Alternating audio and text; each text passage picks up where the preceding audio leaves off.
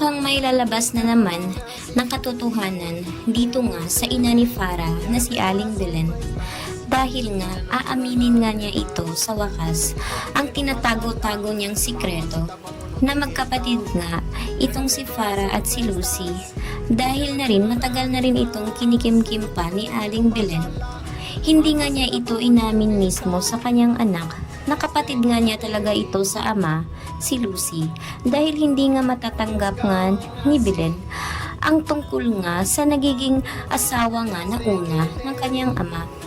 Kaya naman, hindi nga niya ito sinabi kay Farah at matagal na nga niya itong nilihim.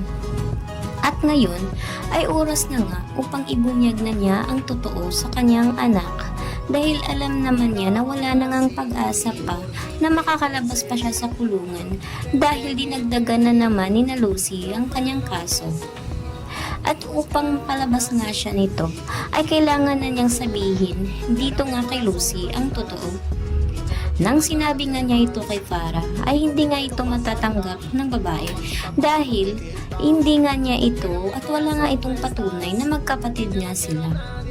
Kaya't sinabi ni Aling Belen na mas mabuti nga na magpa-DNA na lang sila upang sa gayon ay malaman niya na totoo ang kanyang mga sinasabi.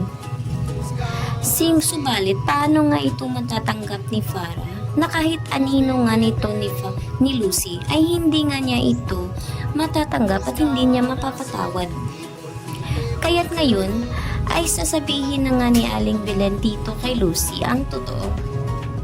Alam nga ni Aling Belen na mapapatawad nga ni Lucy itong si Farah.